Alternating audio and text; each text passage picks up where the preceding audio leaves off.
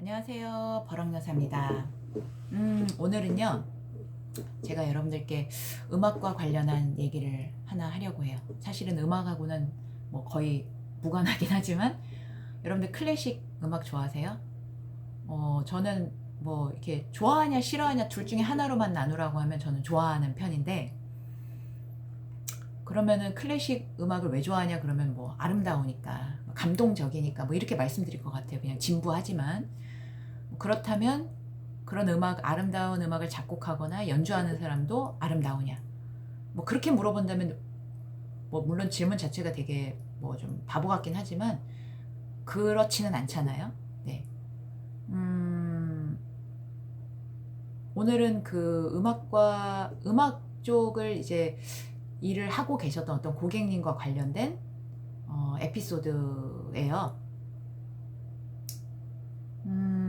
제 동영상에 나오는 분들은 제가 그 분을 뭐 말씀드리려거나 그런 건 아니고, 제가 어떤 말하고자 하는 주제에 가장 부합하는, 그리고 제가 가장 기억에 남는 에피소드를 소개하는 것이라서 조금 오해가 없으셨으면 좋겠습니다. 네. 그냥 이렇게 이론적으로만 얘기를 하면 이해가 잘 안 되니까 제가 이해를 돕기 위한 것이라는 거. 오늘의 주제는 조금 아름다운 클래식 음악과는 별개로 나만 모르는 나의 추악함이에요. 네, 물론 그 나에는 물론 저도 들어가죠. 예외는 없어요. 예외는 없고 INTJ 성향이 조금 객관적이고 약간 뭐랄까요, 가차없다? 그러니까 우리나라는 약간 혈연 지연 뭐 이런 거 중시하는데 INTJ들은 좀 그런 게 좀 덜한 것 같아요. 네. 여하튼 제 고객분들 중에 음악 관련 일을 하시는 분이 계셨어요. 클래식 음악. 그분 댁에서 제가 이제 상담을 하러 간 일이 있었는데 조금 늦은 시간이었어요. 저녁 7, 8시. 그래서 그분 따님이 이제 학교를 마치고 돌아왔어요. 그때 아마 고2나 뭐 고3 정도였던 걸로 기억해요. 근데 이제 역시 따님도 음악을 하고 계셨기 때문에 힘들잖아요. 저는 이제 예체능이나 뭐 이런 걸 안 해서 그냥 학교만 그냥 열심히 다녔죠. 아무것도 안 하고. 근데 아마 예술이나 이런 거 하시는 분들은 공부도 해야 되고 또 실기도 해야 되니까 아마 좀 몇 배로 힘들지 않을까라는 생각이 들어요. 그리고 제 고객님은 굉장히 좀 자기애적 성향이 강한 분이셨어요. 내가 옳다. 이런 게 굉장히 강하고, 그거를 이제 나르시스트적 성향이라고 얘기를 하거든요. 자기애적 성격. 네. 근데 그게 지나치면 이제 장애가 되는 거죠. 근데 그분이 제가 봤을 때 뭐 저는 전문가가 아니니까 그걸 진단을 내릴 수는 없고, 그런 성향이 굉장히 강하셨어요. 근데 이제 얘기를 하는 도중에 따님이 왔고, 따님이 이제 오니까 보통은 어떻게 하나요? 엄마가 이제 고2, 고3, 그리고 그 친구가 학교를 멀리 다녔거든요. 그러니까 통근 시간이 4시간. 집에 돌아오면 제가 제 딸이라면 아유 힘들었지 뭐 고생했지, 물론 만약에 제 딸이 고3이라면 저는 그렇게 멀리 학교를 안 보낼 것 같아요. 힘드니까 그냥 가까운 데 다녀라. 모르겠어요. 학교를 보냈을지 안 보냈을지도 모르겠는데 네, 그냥 네 하고 싶은 대로 해라 뭐 이러지 않았을까 싶은데, 여하튼 근데 엄마의 첫 마디는, 제가 이제 있으니까 뭐해? 선생님한테 인사해야지. 물론 전 선생님은 아닌데 그냥 호칭이 뭐 마땅한 게 없으니까. 그러니까 그 친구가 저를 보고 안녕하세요 이렇게 되게 그냥 힘없는 소리로 인사를 하고 방으로 들어가더라고요. 근데 저 같으면은 보통 엄마들이 그러지 않나요? 일반적으로 드라마에서도 그렇잖아요. 배고프지? 뭐 아니면 뭐 좀 먹고 해야지? 뭐 아니면, 근데 이게 먹고 해야지도 사실은 저는 싫은 거예요. 뭘 먹고 해요? 그냥 쉬어야지. 근데 요즘 학생들은 뭐 그렇지가 쉴 수가 없죠. 이해는 합니다. 근데 여하튼 그 친구가 바로 방으로 들어가더니 이제 연습을 또 시작하더라고요. 피아노 연습 막 했는데 저는 밖에서 듣고 있는데 되게 안쓰러웠어요. 근데 엄마는 그걸 감시하는 것 같더라고요, 느낌이. 그러고는 한 두세 시간쯤 지났을까요? 그 친구가 이제 뭐 잠깐 나왔어요. 물 마시러. 왜냐면 또 모르는 사람이 있으면 나오기도 좀 그렇잖아요. 그러니까 몇 시간 만에 나왔어요. 근데 엄마가 또 그 친구를 보고는 왜 이렇게 돌아다니? 연습 안 하고? 막 이렇게 얘기를 하는 거예요. 근데 저는 3시간이었는지 모르지만 한두 시간이 여튼 피아노 쳤으면 얼마나 힘들어요. 학교에서 오자마자 방에 들어가가지고 피아노 치고 또 엄마가 듣고 있으니까 쉬지도 못하잖아요. 또 모르는 사람이 있으니까 막 나와서 왔다 갔다 할 수도 없고. 근데 그렇게 얘기를 하니까 제 입장이 참 좀 난처하더라고요. 근데 제가 그 상황에서 그 따님을 보고 느꼈던 게 뭐였냐면, 아, 저 모습은 진짜가 아니다 라는 인상을 강하게 받았어요. 왜냐면 따님이 이렇게 등치가 작거나 그렇지도 않았거든요. 등치도 좀 제법 있고, 물론 등치가 크다고 뭐 성격이 그런 얘기는 아니고요. 엄마랑 만약에 이렇게 맞붙는다, 이게 한바탕 한다 그러면 뭐 엄마 이길 수도 있는 정도의 등치인데 왜 이렇게 엄마한테 그래 저렇게 그냥 기가 죽었지 이런 생각이 드는 거예요. 근데 물론 등치도 상관없고 다 상관없고, 무서운 엄마 밑에서 되게 이렇게 순둥이가 있을 수 있어요. 그쵸? 순둥이 딸이 있을 수 있고, 아니면 뭐 똑같이 뭐 엄마랑 치고받고 하는 딸도 있을 수 있는데, 제가 봤을 때는 그 모습이 진짜 모습 같지가 않았다는 거죠. 그냥 이렇게 뭔가 가식적인 모습, 연기하는 것 같은 모습이었다는 거예요. 저한테뿐만 아니라 엄마한테도. 근데 왜 그랬냐고 물으면 저는 모르겠어요. 그냥 그렇게 느껴졌어요. 근데 아마 어르신들이 그런 모습을 보면, 아유, 딸을 참 그냥 얌전하게 키웠네, 딸이 어쩜 이렇게 다소곳해, 막 이렇게 나왔을 것 같아요. 근데 여튼 저한테는 뭔가 저건 진짜가 아니다. 물론 모르는 사람 앞에서 저한테서 뭐 모습을 다 보이진 않겠지만, 엄마한테도 저 모습은 진짜 모습을 보이지 않는 것 같은, 그리고는 곧 일이 터지겠구나라는 뭔가 예감이 있었죠.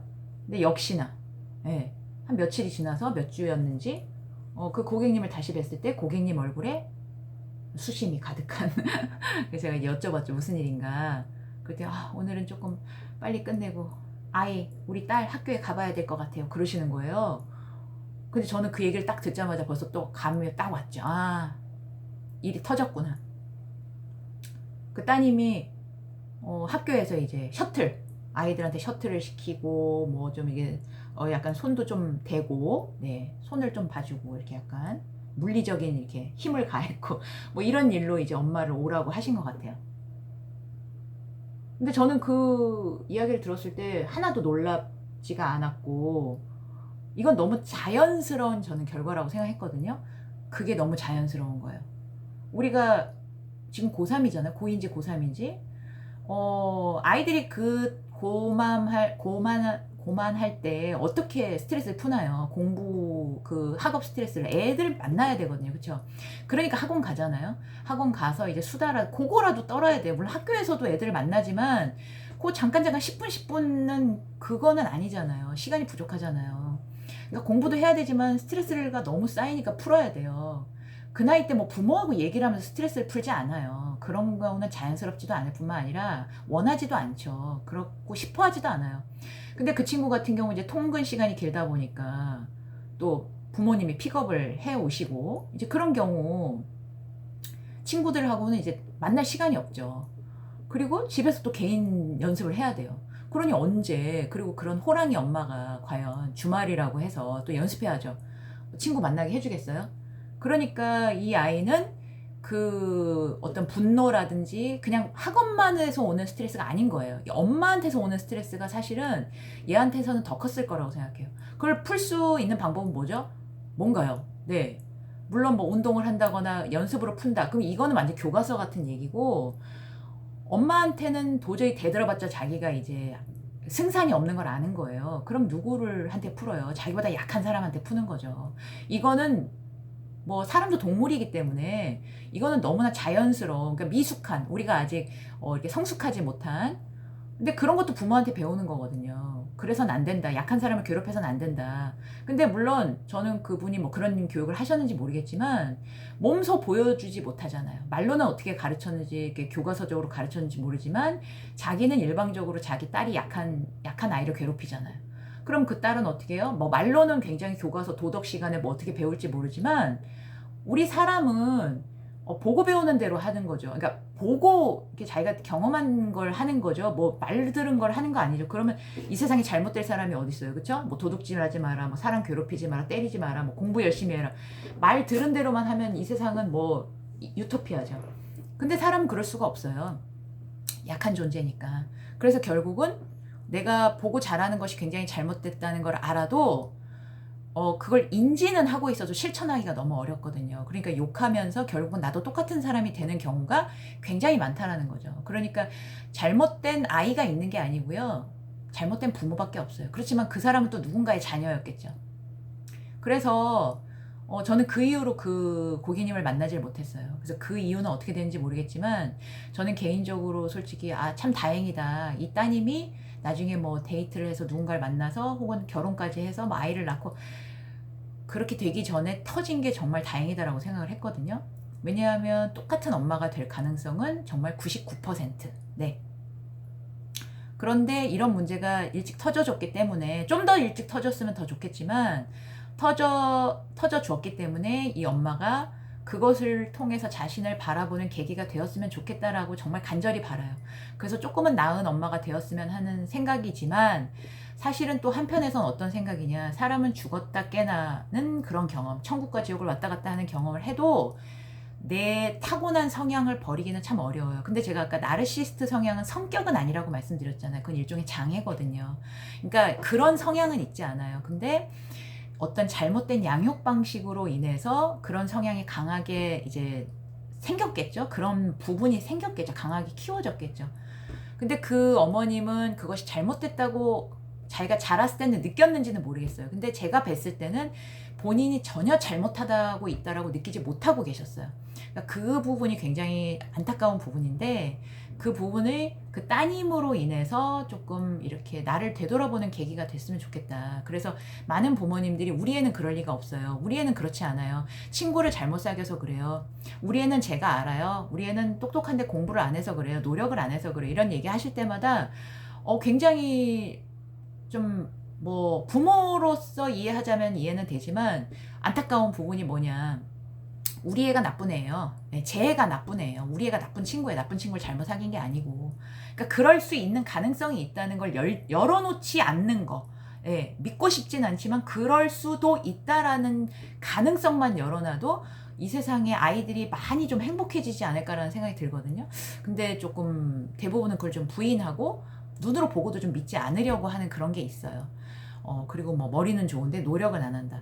머리는요, 내 능력이 아니에요. 이거는 타고나는 거예요. IQ는 타고나는 거기 때문에 이건 잘했다 못했다로 판가름할 수 있는 게 아니고요.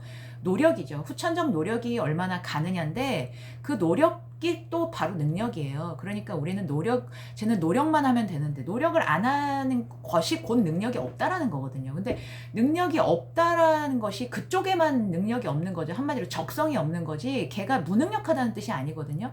근데 부모님들은 너무 이제 한쪽으로만 공부면 공부 이쪽으로만 너무 몰아서 공부를 못하면 무능력, 공부를 잘하면 얘는 뭐 또 엄청나게 잘나네. 이렇게 이분법적으로 이제 자기 자녀들을 평가를 하니까 조금 세상이 자꾸 좀 이렇게 너무 그렇지 않나라는 생각이 들었어요.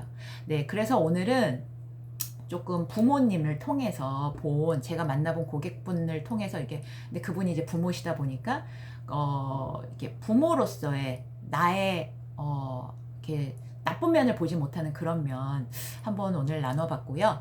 혹시 여러분들도 주변에 그런 분들이 계시다면, 혹은 내가 그런 분이 아니기를 바라면서 한번 나를 돌아보시는 그런 시간이 됐으면 좋겠습니다. 네, 그럼 오늘 여기서 마치겠습니다. 안녕히 계세요.